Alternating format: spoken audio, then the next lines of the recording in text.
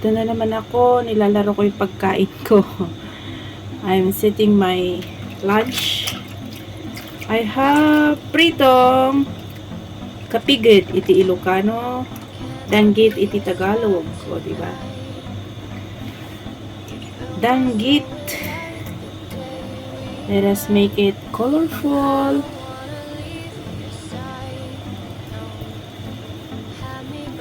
Lagyan natin siya na ating colorful bell pepper, sweet bell pepper. It can be eaten raw. O, diba? Ang ganda niya. And, yung isda, hahatiin ko po yan. Okay, mag-alala. I will not eat all the fish. Hindi ko alam kung maubos ko. Kung maubos ko, yeah. And meron pa ako vegetable na niluluto. Is a watercress. Stir fry ko yung watercress na may mushroom siya. O, diba? Ginagawa ng paraan para magkalasa. Bawang, ginisa sa bawang lang. Ang watercress, diba? Kadalasan ginagamit ko to sa soup, pero pwede siyang igisa with mushroom. Dagdag natin sa ating lunch, sa ating pagkain. Lagyan ko lang siyang konting asin para magkalasa naman. Kasi hindi ako naglalagay ng bitchin o magic sarap eh. Konting asin lang. Ginisang watercress.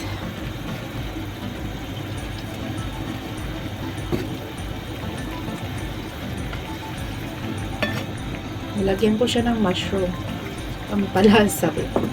Pampalasa.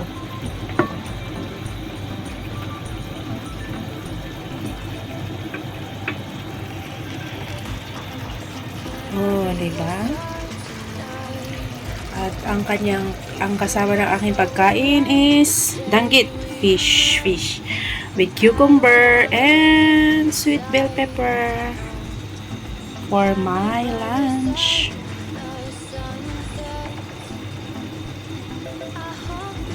Wala pong kanin yan. Kasi I consume more vegetables. Kaya mabubusog naman po tayo. So, no worries yan sa rice. I think pwede na ang ating gulay. Pwede na siya ihain. And that's my foodie. Thank you for always watching my simple videos. At nakakatuwa. At meron na tayong nagawa na namang simple art food sa ating pagkain. It's a watercress, stir-fried watercress and fried danggit or the kapigid in Ilocano, and we have a fresh bell pepper, sweet bell pepper and cucumber. Thank you for always watching. God bless everyone.